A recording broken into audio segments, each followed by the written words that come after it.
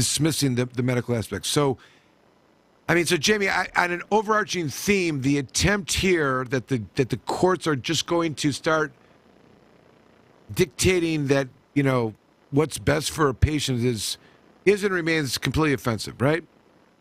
I don't think it's ever the place for the courts. It is, and like similar to when 5301 came out and some people were jumping on board thinking that it was a good idea because of how it was pitched, without really being able to examine it, without really having a little bit more understanding of the situation and how to apply it and that kind of stuff. This was pitched to a lot of people and has a lot of bipartisan support and had a lot of momentum coming into the committee, but also similar to our response to 5301, we've begun sending in letters of opposition, explaining the issues, having meetings with some of the lawmakers and that kind of stuff. And when explaining these very things that we're talking about right here, it has offered some different perspective.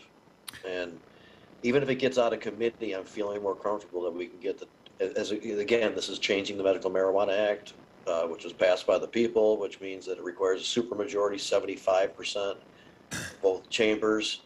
And so we need 27, 28 votes no in order to stop it from passing. And I'm just more and more we're having meetings and the more I'm hearing about it. And there were a few people, Latrish and Amy from More Than Hope, Amy Carter, who's been on the show many times, were there. They gave public testimony and said these very things we're talking about right here tonight. Seemed to have been receptive. One of the lawmakers we had a meeting with actually said, I met with some advocacy groups and they said some stuff that I didn't really have an answer for, and so that's good. As long as somebody's not just in a transactional situation and they're voting a particular way for whatever they're, for some other unrelated scenario, and they have good intentions, they can take in new information and change their mind.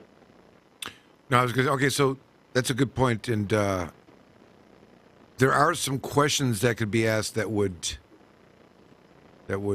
could not be answered if these things were to pass. But let's go on to the other two topics. I think there's a different discussion that could be had. I mean, they all involve some subjectivity, and I'm just trying. And it's it's subjective to say we believe that the PTSD and the VA shouldn't be even in question. I mean, I'm making the argument mostly because the feds have approved it. So then, why would?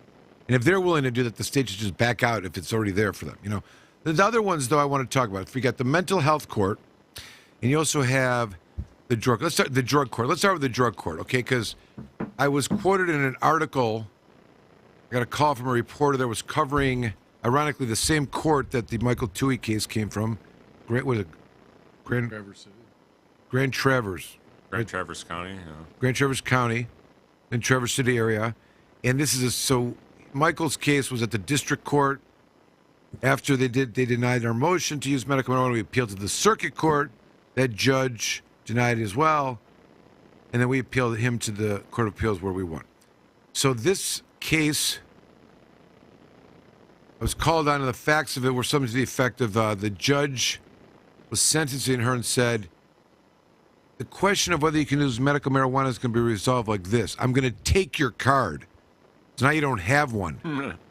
So you don't have a card, and you can't say, I have a card, and I'm going to let you use medical marijuana. And let the Court of Appeals deal with that. Something to that effect was the opinion. So, I mean, there's a lot of things to unpack there, but, there's a whole background to the case. But let me say this. First of all, the idea that a judge is taking your card is not really of their authority whatsoever. It's not even a thing. A card may be taken if somebody gives marijuana, provides marijuana to someone that's not medical marijuana that shouldn't get it. Yeah, but not by the judge. I'm saying to you, there's got to be. The judge would order. They would have to be. The CRA. No, they would order the CRA to revoke the card. This is the only way, and there's no evidence of that that's taking place. Now, we're talking about the drug court for a second, okay? So, if I would think that if, as we've discussed for alcohol and substance abuse treatment, cannabis was a identified condition, this would be a different discussion, right? But if people are still getting charged with drug crimes that involve marijuana, then it would seem as if that would then there'd be a different. The courts would be able to somehow address that in some way. But at the same time, if it's deemed being recreational, obviously the courts can deny someone's ability to use alcohol, and if it's treated like alcohol in that regard. And I'm not dealing with the medical at the moment, but I'm saying to you that clearly that would be something that the courts, if they're viewing it in that regard, and there isn't a card, that's something that they would be able to do. But here's the other question: is there a fact pattern that somebody's circumstances of the case would ever justify their medical, being able to punish them for their medical use if they, or deny them their medical use? Do you think there's a scenario, or is the Tui case? No, there's no scenario.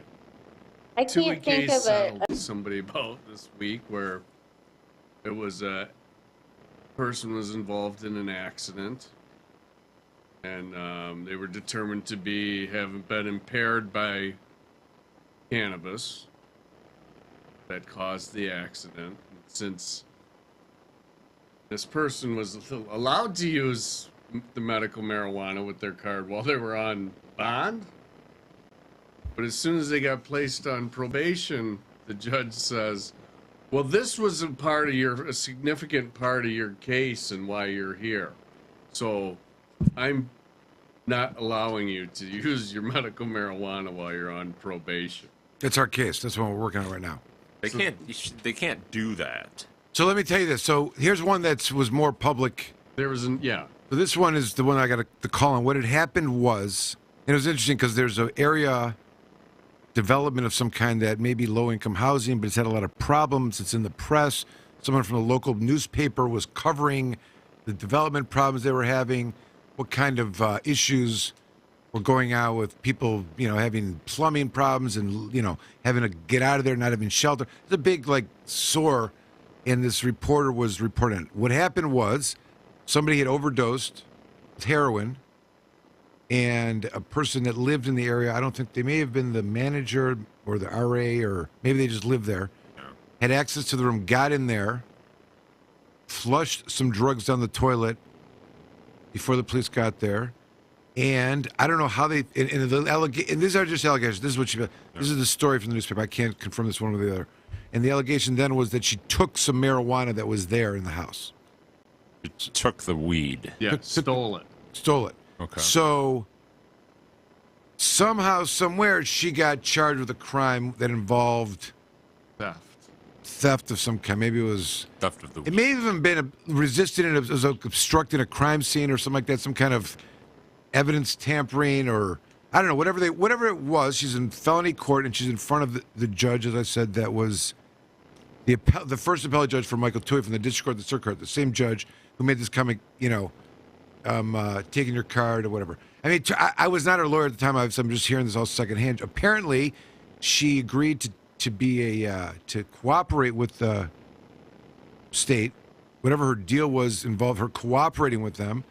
Cooperating, turning over. I mean, this is what I understand that it was discussed at the sentencing. Because I'm going to tell you what happened. So she apparently agreed to cooperate, and it probably had something to do with the death of the guy, right? The room, and if she knew who was there, and that kind of stuff, right? And maybe she did. Maybe she gave some information.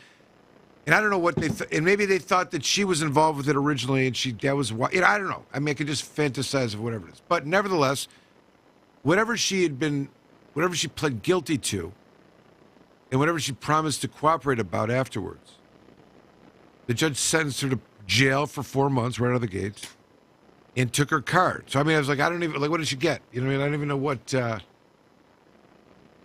But the point was that he yelled at her about, well, you stole marijuana. You have a marijuana problem. I'm not going to let you use marijuana. I'm taking your card. Okay? So I don't, that's what he was going with. So he's trying to attach those two dots, connect those two dots. Is that a good connection of the dots, Jamie? Is that a scenario that if appealed, you think could ever fly that way? Where'd Jamie go? Okay. How far it goes, I don't know, though. What about anyone else have a comment? Amanda, you think, you know what I mean? I guess, listen, I'm going to tell you what I think in a second. I'm just curious for devil's advocacy. Is that a scenario? Because... No, it's not. Okay. Never. Okay. It All right. doesn't sound like it's a real scenario, but it sounds like something that if somebody wants to lean that way, they can kind of use it as the basis, just as. Right. Because if you're gonna be true to the jurisprudence, you would say this: would the judge deny the use of any other prescription drugs under those circumstances? Probably not. Right. No. Secondly, the issue is not whether you're allowed to or not, really. It's that you can't punish someone for doing so. So you can tell me all day long that I can't do it, but I'm going to follow my doctor's recommendation